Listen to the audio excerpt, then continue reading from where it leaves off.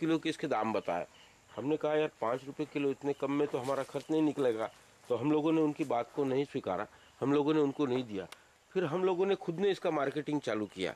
आज हम बाज़ार में खुद इसकी भट्टी पकाने का तरीका सीख लिया हमने। उसके 1 महीने के अथक प्रयास से उसको देसी प्रणाली से कैसा पकाया जाता है जिसमें केमिकल का इस्तेमाल न हो, वो प्रणाली सीख ली। और बाज़ार में आज यही केला हम बेच रहे हैं। ये केला आज हमें 25 रुपये किलो के दाम दे रहा है। इस तरह से हम लोगों ने हर चीज़ को, जो जहाँ भी मुश्किलें आई उसको सुलझाने का काम किया और उसमें से मार्ग निकला। आज 25 रुपये किलो से बेच रहे हैं तो करीब इसमें 1500 पौध लगा है। इसमें एवरेज इस साल हमें 15 किलो का एवरेज मिल रहा है। हो सकता है धीरे धीरे फर्टिलिटी बढ़े तो हम इसको 25 से 30 किलो तक ले जाएंगे इस केले की उपज को। जैसे जैसे हमारी माँ शक्तिशाली होगी हमारी उपज बढ़ी।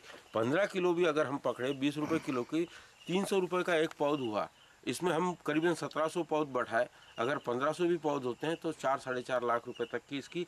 अब अगर हम दलालों को दे देते तो 60,000 रुपये भी नहीं बनते 1 एकड़ के।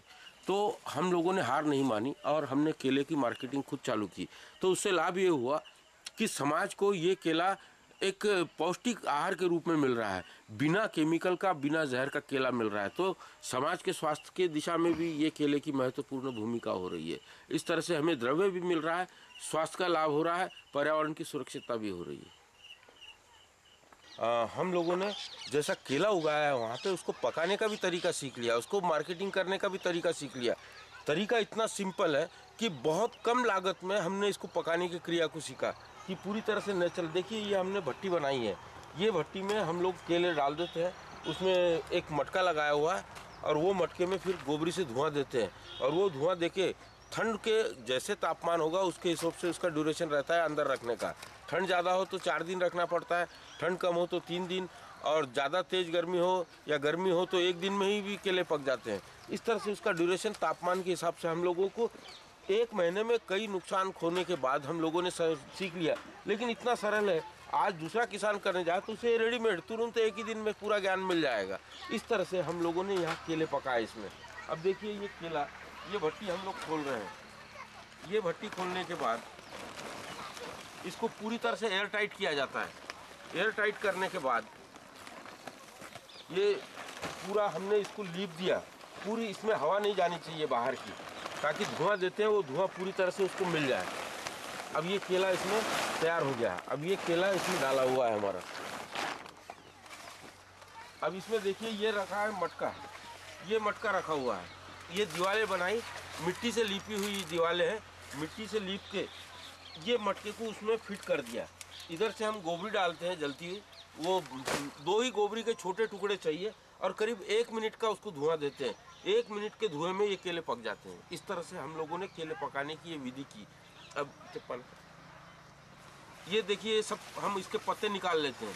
पत्ते निकाल लेने के बाद ये जो केले हैं, ये केले हम ये कैरेटों में भर देते हैं। कैरेट में भरने के बाद 2 दिन में ये पीले आ जाते हैं पूरे केले।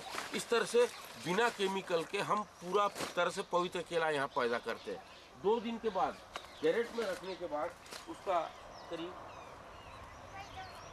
ये कलर आ जाता है 2 दिन के बाद। इस तरह से ये कलर आने के बाद हम लोग इसको बिक्री के लिए भेज देते हैं। तो अब ये भट्टी में 4 दिन रहा, ठंड है इसलिए 2 दिन ये कैरेट में रहेगा और ये पीला कलर आ जाएगा, तब ये बिक्री के लायक हो जाएगा।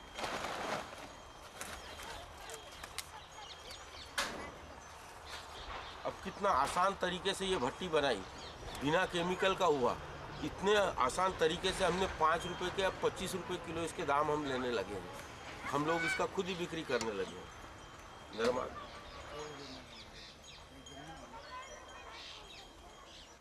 हाँ, हम लोगों ने देखिए यहाँ पे पहली फसल यहाँ हमारी कद्दू थी। कद्दू के बाद हमने यहाँ टमाटर लगा दिया। इस तरह से कद्दू के बाद दूसरी फसल हमने यहाँ पे टमाटर की ली। टमाटर की ली तो उसको हमने पूरा कंटूर पे लगाया है। कंटूर पे लगाने के बाद इसकी पौध हमने 1 एकड़ में 14,000 सेट की। हमें 1 किलो भी अगर एक पौध से मिल गया तो भी हमें समाधान है, क्योंकि 14,000 पेड़ों से 140 कुंटल हम लोगों ने इसका मार्केटिंग करना सीख लिया है। तो हम लोग 10 रुपये किलो में, जो हमारे मित्र मंडली है उनको देते हैं, वो 20 रुपये किलो में बेचते हैं। तो उनको भी सही दाम में ग्राहक को भी मिलता है, हम लोगों को भी 10 रुपये की एक इंश्योर रकम मिलती है। इस तरह से 140 कुंटल अगर ये 1 एकड़ में एक पेड़ अगर 1 किलो भी देता है तो 1 किलो तो देखिए, अब ये एक पेड़ है, एक पेड़ में ही देखिए आप फल कितने लगे हैं, ये करीब 2 किलो। मैं कह रहा हूँ कि एक पेड़ से 1 किलो भी मिल गया हमें तो भी देखिए ये पूरा पेड़ भरा हुआ है फलों से। अब ये पूरे पेड़ में करीब 40 से ऊपर फल है, 20 फलों में 1 किलो बैठता है, यानी 2 किलो कम से कम एक पेड़ में ये फल लगे हुए हैं। अब ये फल 2-2 किलो एक एकड़ में 10 रुपये किलो से बिके। हम बोलते हैं कि हमें 1 ही किलो चाहिए, हमारी लालच तो 50 किलो की थी कि 500 ग्राम की, लेकिन वो 1 किलो हमें दे रहा है। कभी अब धीरे धीरे जैसी ज़मीन की उर्वरकता बढ़ेगी तब क्या होता है, हमें कई लोग बताते हैं ये फसल पे ये स्प्रे मार दो, आपके यहाँ ये नहीं रहेगा, आपके यहाँ सुंडियाँ नहीं रहेगी। मैं कहता हूँ यार मेरी लालच 500 ग्राम की है, ये मुझे 1 किलो से ऊपर दे रहा है, मेरे लालच से दुगना दे रहा है, तब इसमें सुंडियाँ आई क्या, पत्ते टेढ़े हुए क्या, आड़े हुए क्या, उसे मुझे कोई देखने की ज़रूरत नहीं है। मैं नेचुरल फार्मिंग करता हूँ, ये सोच लिया कि इसकी प्लांट पॉपुलेशन ज़्यादा हो और वन टाइम इसका प्रोडक्शन मिल जाए तो हम अपने टारगेट को पूरा कर लेते हैं। इस तरह से 140 क्विंटल 1 एकड़ में इसकी उपज हम कम से कम लेते हैं। 140 क्विंटल 10 रुपये किलो से भी बिका तो ये हमें करीब 1 लाख के ऊपर इसकी फसल की उपज मिलती है। इसके टेस्ट खट्टा मीठा होने के वजह से बाज़ार में जैसे ही ये जाता है तुरंत बिक जाता है, जितना भी माल हम बेचते हैं, क्योंकि इसमें टेस्ट है खट्टा मीठा। जब हाइब्रिड टमाटर 3 रुपये किलो बिकता है तो हमारा 10 रुपये किलो भी रहा तो ग्राहक 20 रुपये किलो में आसानी से ले लेता है। 10 रुपये में मैं देता हूँ, 20 रुपये रिटेल में बिकता है। लेकिन जैसे ही बाज़ार में जाता है, अगर हाइब्रिड 10 रुपये किलो भी है तो ये 20 रुपये किलो है तो पहले इसकी मांग करेंगे, पहले इसको। इस तरह से हमारे अपने देसी बीजों में वो स्वाद है, वो स्वाद को हम बरकरार बनाना चाहते हैं, एक एक बीजों को। तो इस साल हमने 3 प्रजातियां सुरक्षित की है, एक धान की, एक ककड़ी की और एक सेमफली की। ऐसी 3 नई प्रजातियां, 16-17 प्रजातियों के बीज हमने विकसित कर लिए।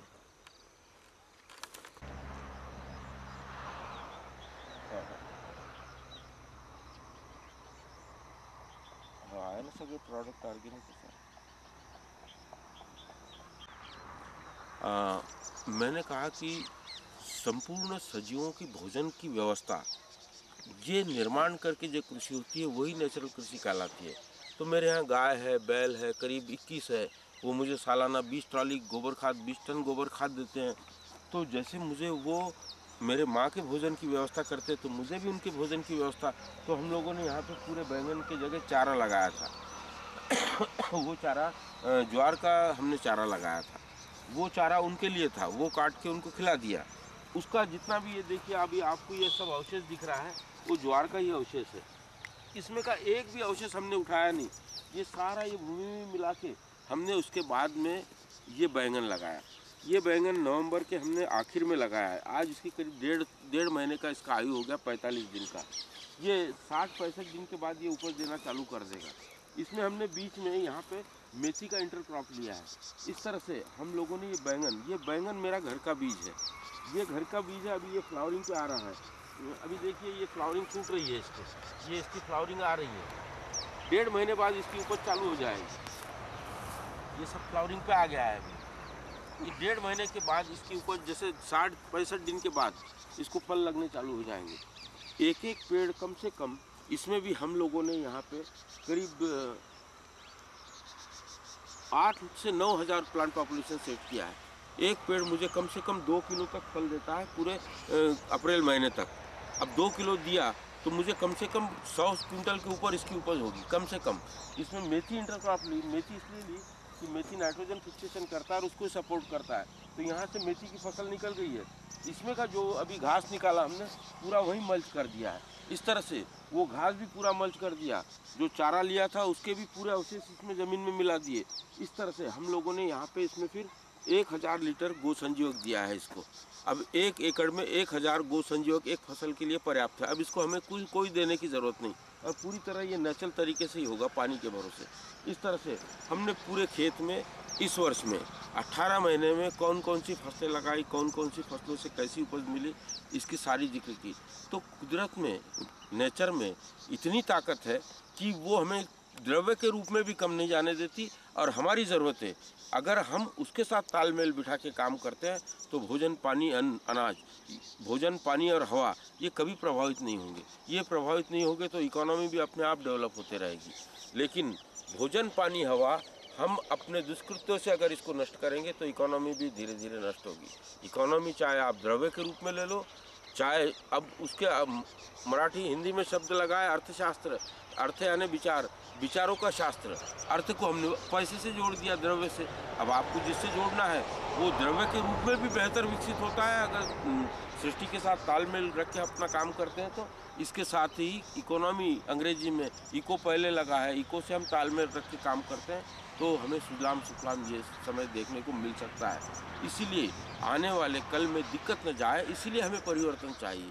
हम नेचुरल फार्मिंग की बात इसीलिए कर रहे हैं कि आने वाला कल हमारा पॉपुलेशन बढ़ रहा है, बढ़ते हुए पॉपुलेशन को हवा भी लगेगी, पानी भी लगेगा, भोजन भी लगेगा।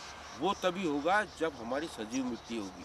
ये सजीव मिट्टी जिस दिन हम बना लेंगे उस दिन हमें कोई चिंता करने की ज़रूरत नहीं, तब हम दुनिया में शक्तिशाली कहे जाएंगे।